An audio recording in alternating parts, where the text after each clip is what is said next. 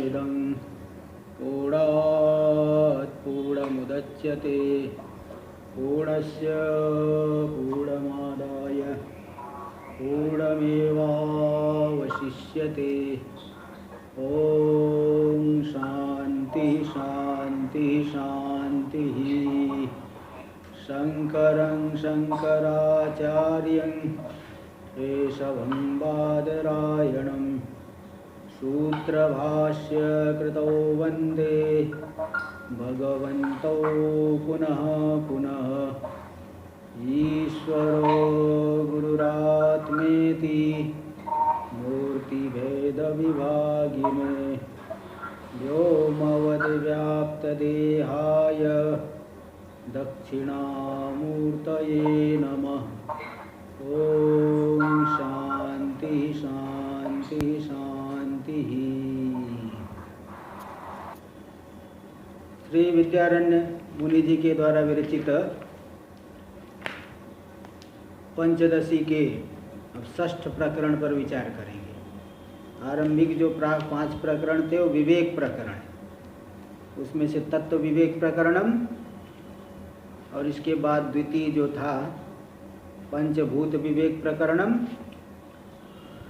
और तृतीय था कि पंचकोश विवेक प्रकरणम, चतुर्थ द्वैत विवेक प्रकरणम, और पंचम था महावाक्य विवेक प्रकरणम। तो विवेक प्रकरण तो पूरा हो गया। अब आगे के जो 5 प्रकरण है वो दीप प्रकरण है। चित्रदीप, तृप्ति दीप, नाटक दीप, ध्यान दीप, कूटस्थ दीप, इसे 5 प्रकरण आएंगे। और अंतिम के 5 प्रकरण आनंद प्रकरण।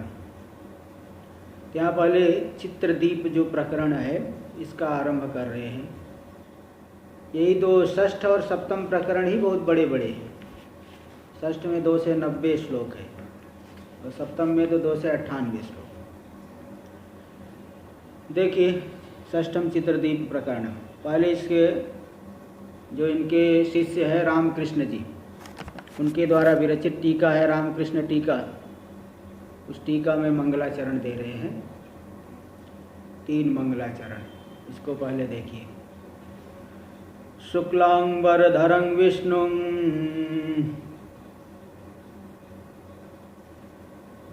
शशिवर्णं चतुर्भुजं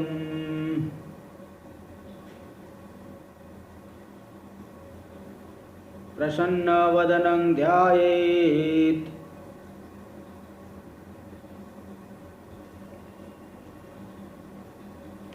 सर्वविघ्नोपशान्तये। प्रथम श्लोक का हुआ। शुक्लांबरधरं विष्णुं शशिवर्णं चतुर्भुजम्। शुक्लांबरधरम, शुक्लांबर श्वेत अंबर को जो धारण करने वाले हैं, सफेद वस्त्र को धारण करने वाले विष्णु भगवान है।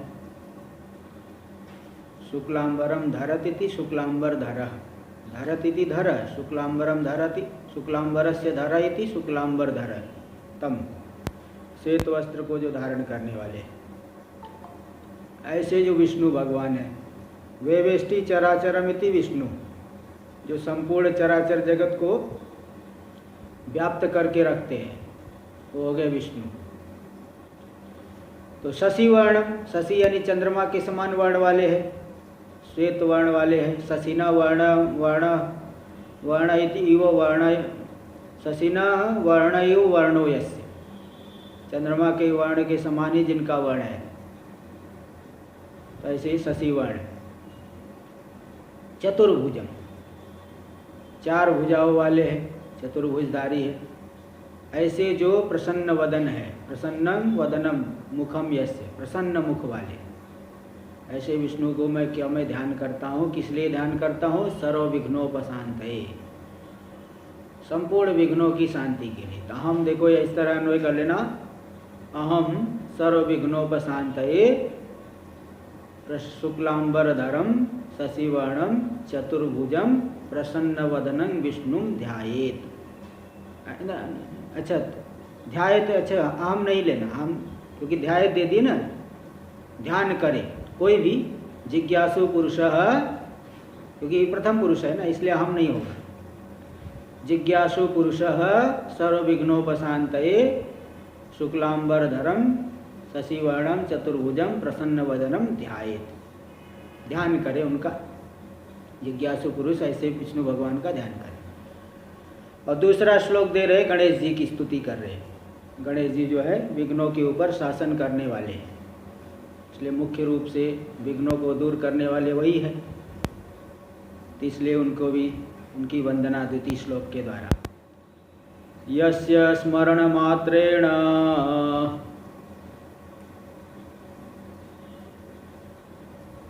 विघ्ना दूरं प्रयान्ति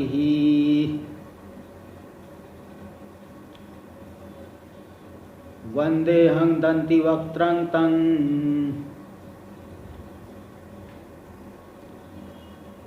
वाञ्छितार्थप्रदायकम्।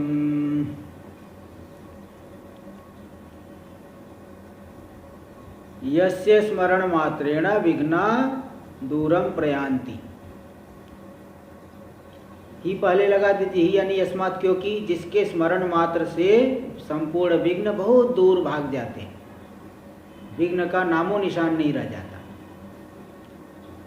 तैसे जो हम तम दंती वक्त्रम वांछितार्थ प्रदायकम वंदे, क्योंकि जिनके स्मरण मात्र से ही विघ्न बहुत दूर भाग जाते हैं, इसीलिए मैं उस दंती वक्त्र यानी गजानन गणेश जी, दंतिनः वक्त्रमिव वक्त्रम यस्य।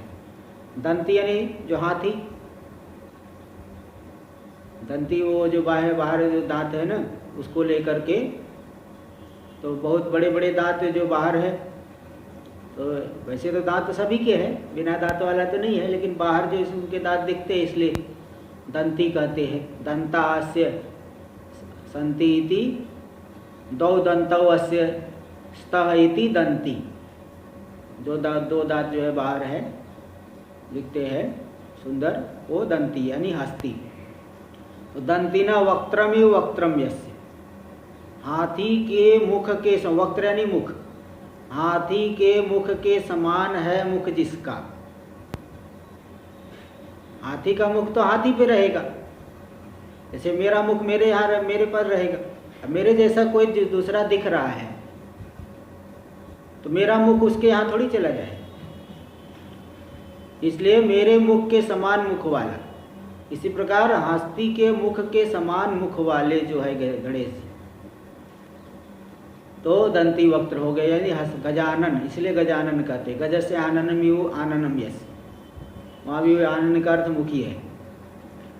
ऐसे जो गणेश जी है वाक्षी वातम दंती वक्त्रम वांछितार्थ प्रदायकम, और वांछित अभीष्ट अर्थ को देने वाले। जो जो भी भक्तों की कामना होती है, जो जो भी अर्थ अभीष्ट होते चाहते हैं, उन सभी अर्थों को प्रदान करने वाले हैं ऐसे गणेश जी। ऐसे गणेश जी की हम मैं वंदना करता हूँ। कैसे गणेश जी की? तो ऊपर पहले दे दिए, जिसके स्मरण मात्र से संपूर्ण विघ्न दूर हो जाते हैं। ऐसे गणेश जी को, वांछित अर्थ को देने वाले गणेश जी की मैं वंदना करता हूँ। अब गुरु जी की भी वंदना करनी चाहिए, क्योंकि यस्य देवे परा भक्ति यथा देवे तथा गुरु। जिसकी देवता में भक्ति है और जैसी देवता में भक्ति वैसी भक्ति गुरु में होनी चाहिए, अत्यधिक श्रद्धा। इसलिए गुरु जी का भी स्मरण अत्यंत आवश्यक है, इसलिए यहाँ कर रहे हैं तृतीय श्लोक। नत्वा श्री भारती तीर्थ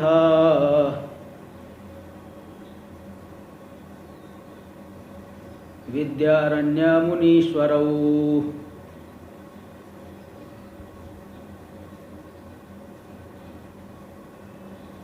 क्रियते चित्रदीपस्य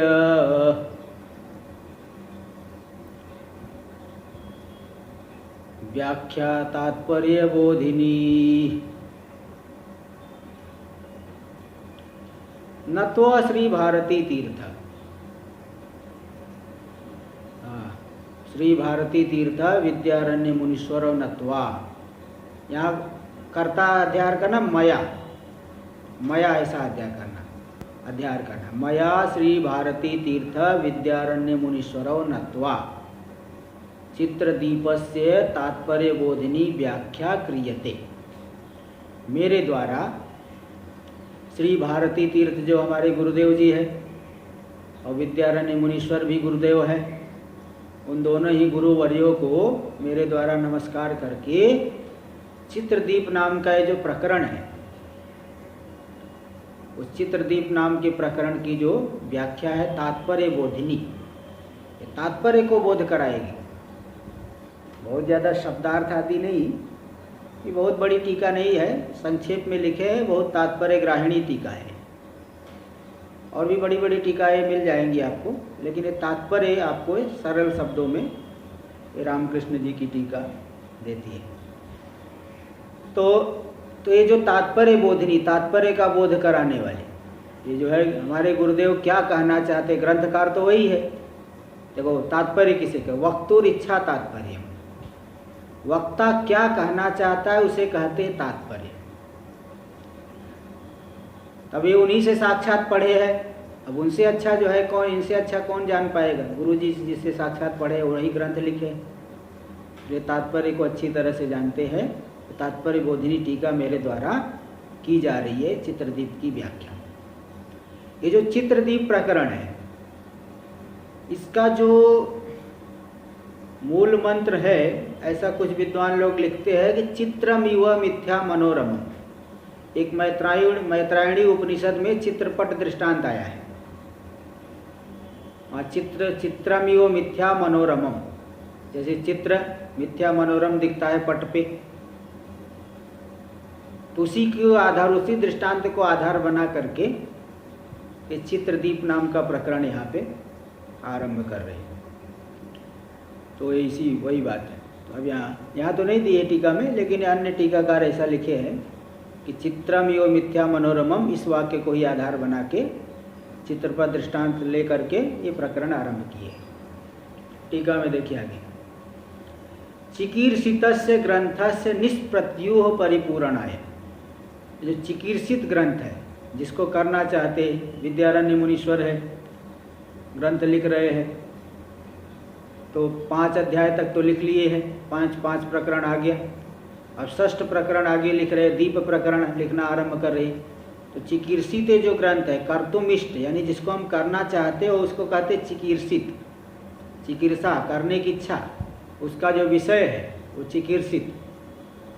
चिकीर्षित ग्रंथ को का निष्प्रत्यूह यानी विघ्न से रहित और परिपूर्ण, विघ्न से रहित उसका परिपूर्ण करने के लिए। देखो बार बार आप देखेंगे कहीं कहीं निष्प्रत्यूह परिपूर्ण, ये शब्द क्यों आता है?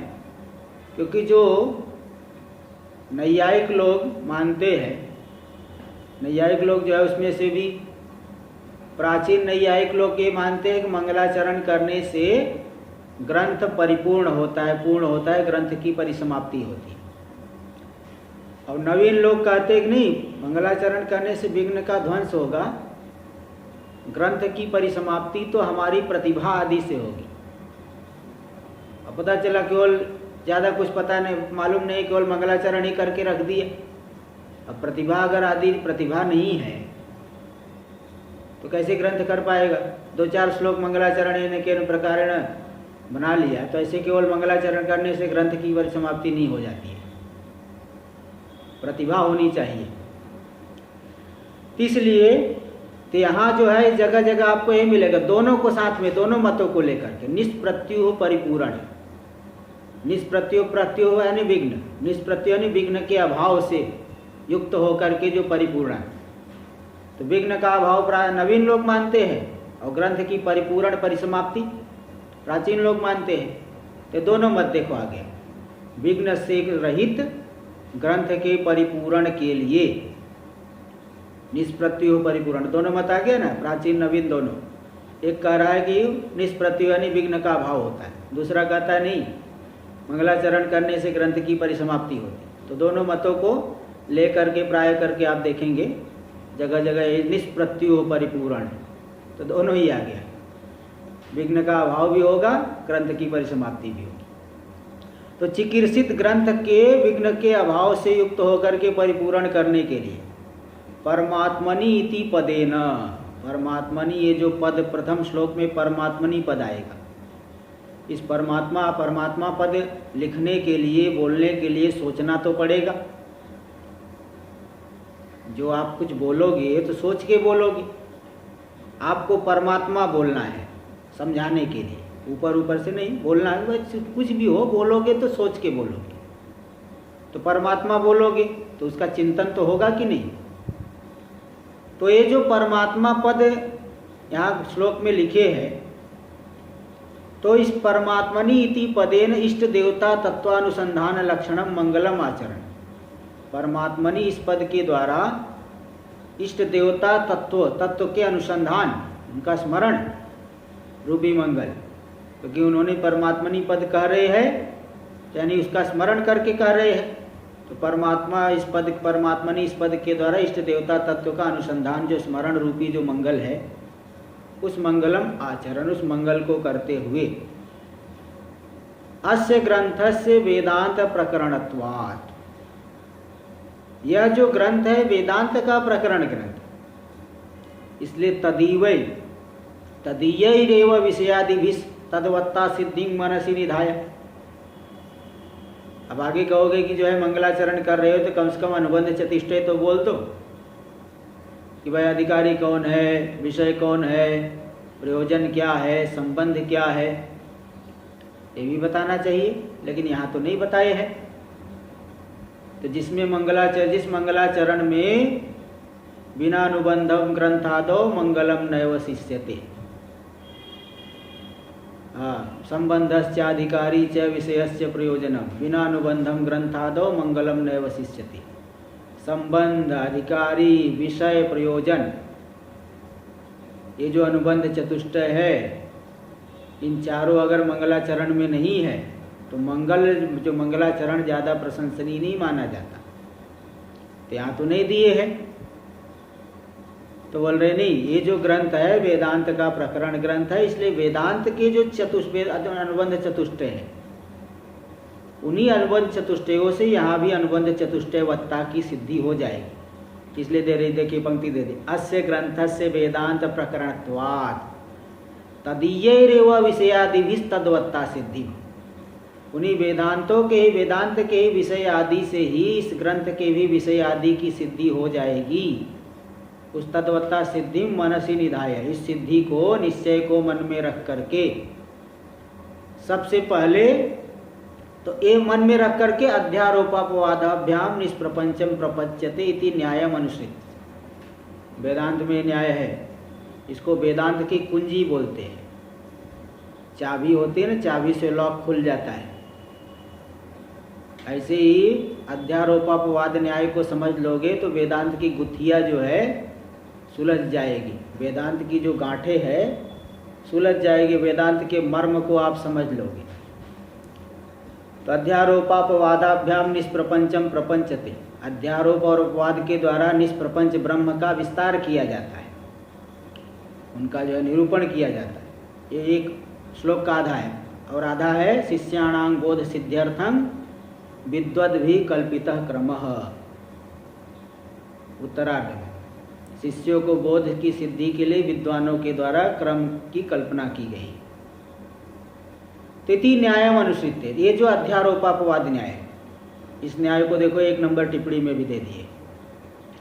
यथा असर्प भूत रज्जव सर्पारोप, जैसे जो रज्जु है वो सर्प नहीं है, असर्प भूत है, सर्प से भिन्न है, सर्प नहीं है, तो भी ऐसे रज्जु में सर्प का आरोप हो जाता है। एवमेव वस्तु रूप ब्रह्मणि अवस्तु माया तत्कार्य से आरोप अध्यारोप। इसी प्रकार वस्तु रूप ब्रह्म में अवस्तु माया और उसके कार्य का आरोप, यही क्या है? अध्यारोप। जैसे सर्प से भिन्न है रज्जु, उसमें रज्जु सर्प का आरोप हो गया। इसी प्रकार वस्तु है, सत्य है ब्रह्म, उसमें अवस्तु है माया और माया के कार्य मिथ्या, उन कार्यों का आरोप हो जाना, यही है अध्यारोप। सत्य अधिष्ठान में मिथ्या दिखाई पड़ना, ये है अध्यारोप। और ये तो अध्यारोप। अपवाद किसे कहते हैं? यथा रज्जु विवर्त सर्पस्य रज्जु मात्रता, रज्जु का विवर्त, रज्जु में कोई परिणाम नहीं हो करके जो वहाँ दिख रहा है सर्प, विवर्त वह जो सर्प की रज्जु मात्रता है, रज्जु से अतिरिक्त नहीं है। इसलिए जब बाध होगा तो क्या कहेंगे? नायम सर्पः किंतु रज्जुरेव, यह सर्प नहीं है किंतु रस्सी ही है।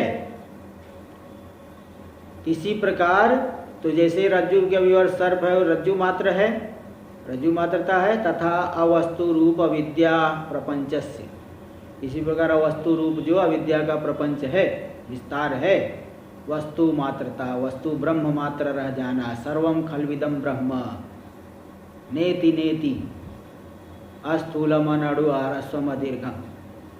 तो अवस्तु रूप अविद्या प्रपंच की वस्तु मात्रता यही है क्या? अपवाद, इसे कहते अपवाद। अध्यारोप करके फिर अपवाद कर देना, मतलब अधिष्ठान से कुछ भी अतिरिक्त नहीं है, ये बुद्धि में बैठ जाए, एक अद्वितीय ब्रह्म हमारी बुद्धि में बैठ जाए। इसलिए अध्यारोप अपवाद न्याय को आलंबन लेते हैं। तो ये जो है यही शैली है। तो इस न्यायति न्यायम अनुसृत्य, इस न्याय का, इस युक्ति का अनुसरण करते हुए, इसका आश्रय लेकर के परमात्मनि आरोपित से जगत स्थिति प्रकारम सदृष्टान्तम प्रतिजानीते, परमात्मा में जो आरोपित जगत है उसकी स्थिति के प्रकार को, किस प्रकार से स्थित है परमात्मा में जगत, उस स्थिति के प्रकार को सदृष्टान्तम प्रतिजानीते, दृष्टांत देते हुए प्रतिज्ञा कर रहे हैं कि देखो परमात्मा में इसी प्रकार से जगत स्थित है। तो प्रथम श्लोक देखिए, यथा चित्रपटे दृष्ट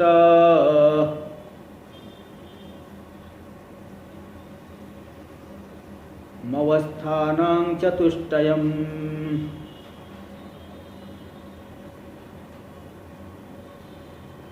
परमात्मनि विज्ञेयं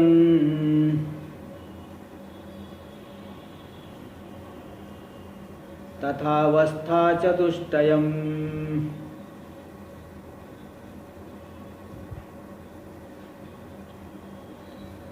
यथा चित्रपटे दृष्टम,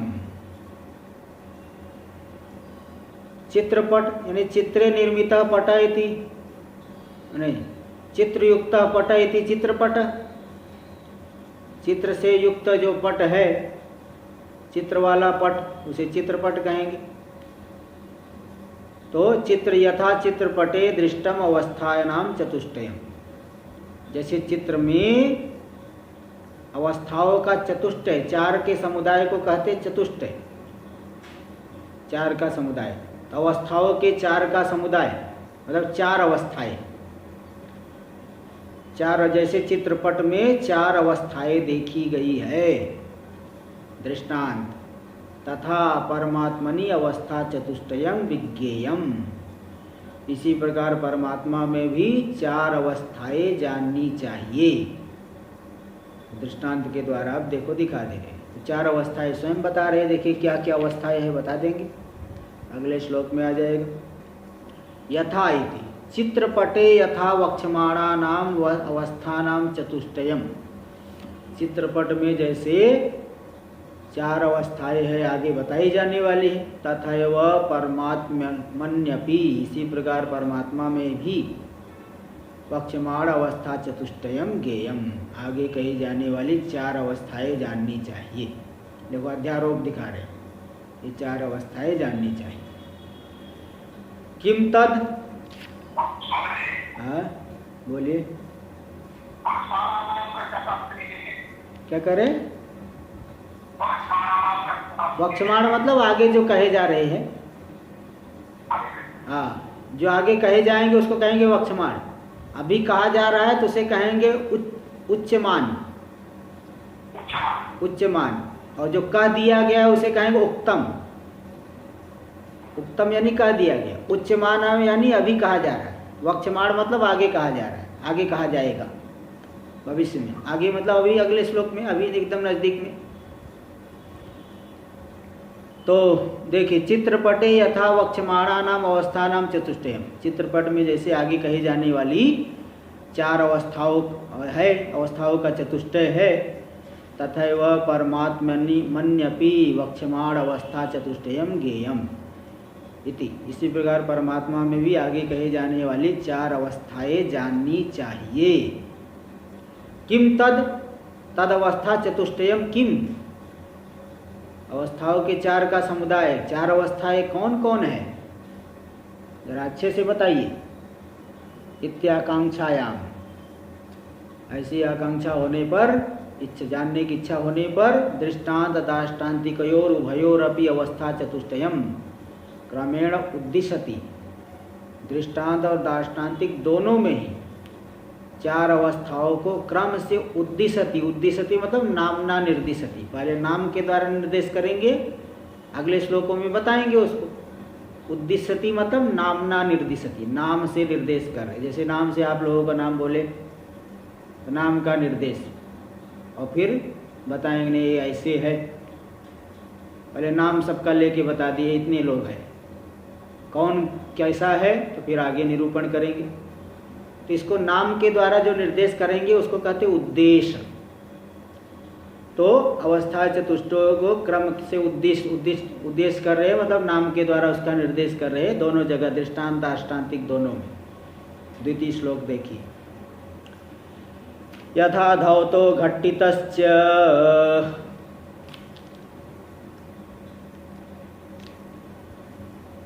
लांछितो रंजितः पटः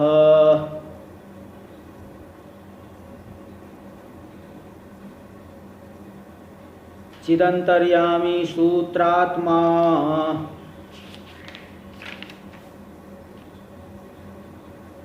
विराट चात्मा तथेर्यते।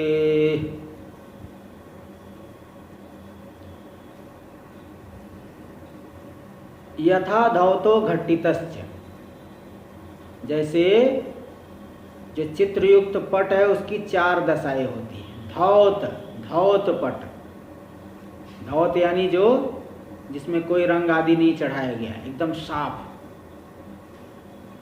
धौत, एकदम साफ, जो नया वस्त्र होता है ना, एकदम साफ, एकदम सफ़ेद है नया वस्त्र, उसको क्या कहेंगे? धौत। इसीलिए जो धोती पहनते हैं धौत, उसको धोती पहनते उसको धौत बोलते, धौत वस्त्र। भाई अभी परंपरा में है, लेकिन कुछ लोग अभी पहनते हैं, अभी बाकी सभी लोग तो पैंट पे आ गए हैं, लेकिन तो भी धोती पहनने वाले गाँवों में आपको मिल जाएंगे। तो अभी भी घरों में जो पुराने लोग तो पहनते ही है। तो धौत वस्त्र, तो धोती है ना सफ़ेद एकदम, उसको धौत कहते हैं। इसी प्रकार धौत मतलब एकदम सफ़ेद कपड़ा, जिसमें कोई रंग आदि नहीं चढ़ाया। और उस धौत वस्त्र में अगर चित्र बनाना है तो चित्र बनाने के लिए पहले पेंसिल से वो बना देना, पहले पेंसिल से उसका वो दिखा, पहले पेंसिल से बनाना पड़ेगा ना, बाद में रंग भरेंगे। जैसे मनुष्य की आकृति बनाना है तो पहले पेंसिल से ऐसे बना देंगे, और आँख दिखाने के लिए अलग रंग भरेंगे, चेहरा दिखाने के लिए अलग रंग, नीचे कपड़ा दिखाने के लिए मनुष्य कपड़ा पहना हो अलग रंग भरेंगे, आसमान दिखाने के लिए नीला रंग भरेंगे, वृक्ष आदि दिखाने के लिए हरा हरा, घास दिखाने के लिए हरा रंग भरेंगे। तो अब ये जो है स्केचिंग ही कहते हैं, ठीक है। तो मतलब वो पेंसिल से जो बनाए, तो बनाने जाओगे तो पेंसिल करोगे ना, उस कपड़े में ही छेद हो जाएगा ऐसे। इसलिए उसको क्या होता है कि माड़ चढ़ा करके कपड़े को एकदम कड़क कर लेना पड़ता है। बिना माड़ चढ़ाए, माड़ चढ़ा देंगे तो कपड़ा एकदम कड़क हो जाएगा। तो इस पे पेंसिल से आप लिख सकते हैं, और नहीं माड़ चढ़ाएंगे तो उस पर लिख नहीं पाओ, क्योंकि पेंसिल ही घुस जाएगी। इसलिए घट्टित, दूसरी अवस्था है घट्टित, वो माड़ चढ़ा दिए ना, कपड़ा एकदम टाइट कड़क हो गया, तो पेंसिल से जो है एकदम वो स्केच बना देंगे, तो तो ये हो गया। तो उसको कहते हैं घट्टित। तो घट्टित मतलब माड़ चढ़ाया, और लांछित मतलब वो जो पेंसिल से स्केचिंग किए हैं, पेंसिल से बनाए, वो हो गया लांछित। और बाद में उसमें जब रंग भर देंगे, आकाश दिखाने के लिए नीला रंग भरेंगे, वृक्ष दिखाने के लिए जो है हरा रंग भर देंगे, घास आदि दिखाने के लिए, और कुछ दिखाने के लिए अलग अलग रंग है, सफ़ेद कोई तो सफ़ेद रंग भर देंगे, कोई कुछ, है ना। तो ये अलग अलग रंग जो भर देंगे तो चित्र पूरा हो गया रंजित, वह पट रंजित हो गया, अलग अलग वर्ण भर करके पूरा जो है चित्र तैयार हो गया उस पट पे, तो रंजित पट उसे कहेंगे।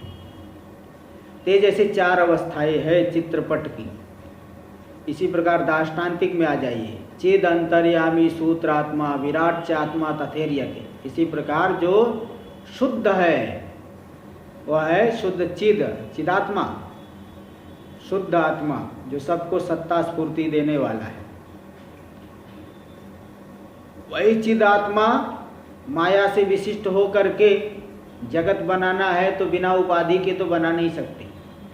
जो निर्गुण है, निष्क्रिय है, निराकार है, कैसे बताओ जगत की रचना होगी।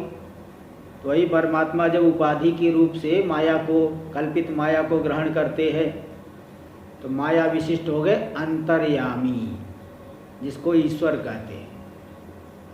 चिद अंत, चिद के बाद चिद यानी शुद्ध चैतन्य आत्मा जो सबको सत्ता स्फूर्ति दे, अंतर्यामी यानी ईश्वर लेना, माया विशिष्ट चैतन्य।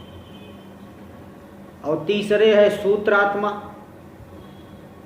अब माया विशिष्ट चैतन्य है तो माया में वृत्ति उठेगी, जगत की रचना होनी चाहता था। एक छता बहुत श्याम प्रजाए, उसने एक क्षण किया मैं बहुत हो जाऊँ, मैं नाना रूपों में उत्पन्न हो, बहुत श्याम प्रजाए, वह बहुत हो जाओ, मैं उत्पन्न हो।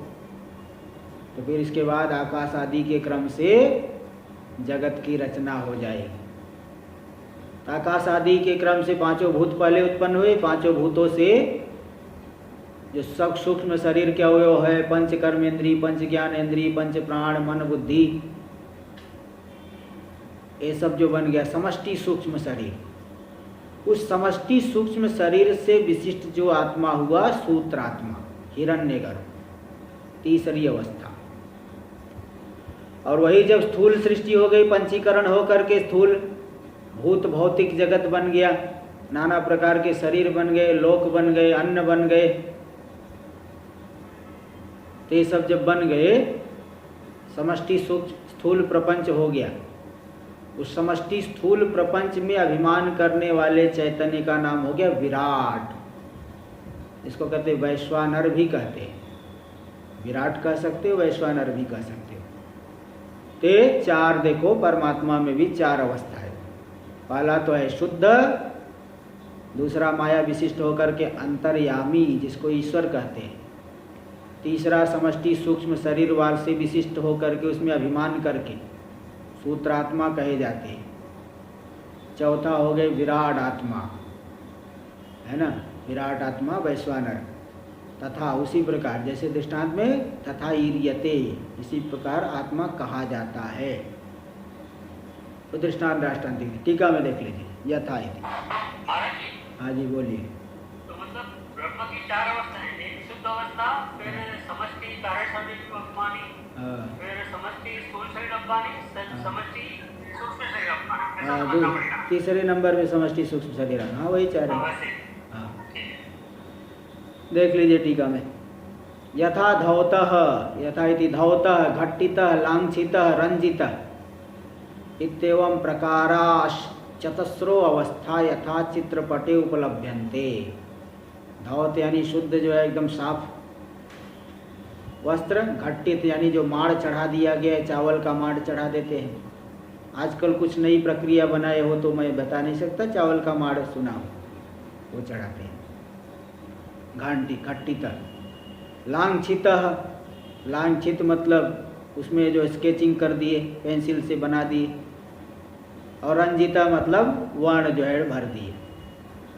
इत्येवं प्रकारा चतस्रो अवस्था यथा चित्रपटे उपलभ्यन्ते। तो इस प्रकार की 4 अवस्थाएं जैसे चित्रपट में उपलब्ध होती है, देखने में आती है। ऐसा सुन के रखे नहीं, ये देखने में भी आती है। अगर कोई जो है आपकी ज़िंदगी में कोई चित्रकार मिले होंगे, मुझे तो मैं नर्मदा परिक्रमा में था तो एक महात्मा जी जो है बहुत अच्छा चित्र बनाते थे, तो देखा था। तो तथा परमात्मन्यपि चित, इसी प्रकार परमात्मा में भी चैतन्य शुद्ध आत्मा हो गए, पहली अवस्था शुद्ध। दूसरा अंतर्यामी माया विशिष्ट ईश्वर। तीसरे सूत्रात्मा हिरण्यगर्भ। चौथे विराट यानी वैश्वानर। विराट से इति अवस्था चतुष्टयम बोद्धव्यम। ये 4 अवस्थाएं इस आत्मा में भी परमात्मा में भी जाननी चाहिए।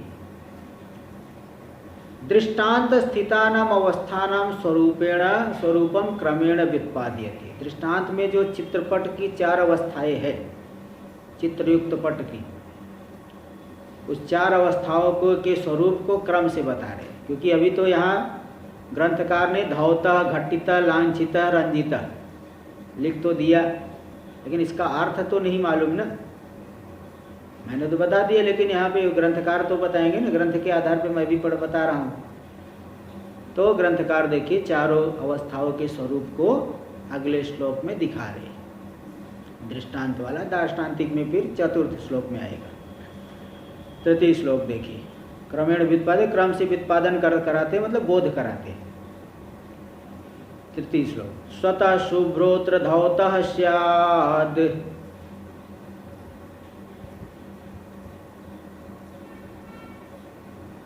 घटितो न विलेपनात्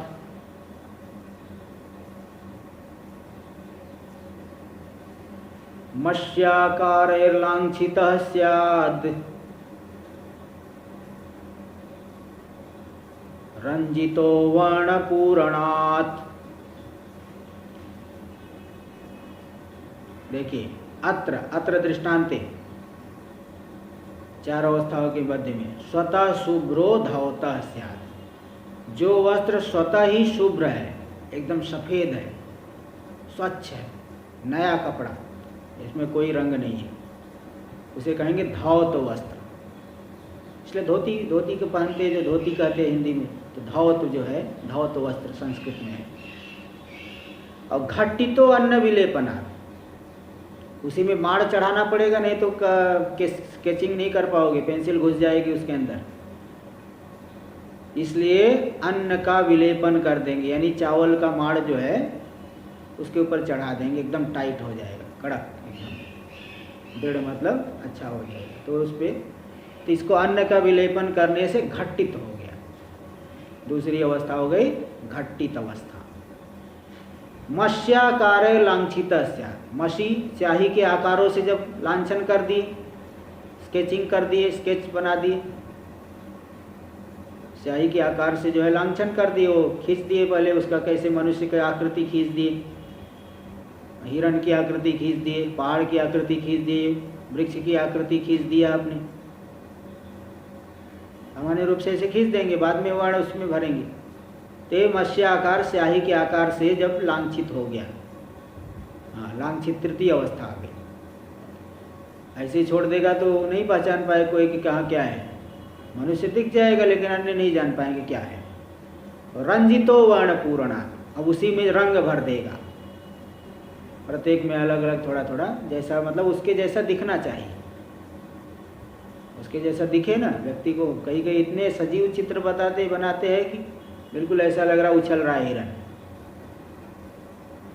अथवा सांप का बताएं, सांप जैसे फन वो डंक मारने जा रहा है, एकदम जो है दिखेगा।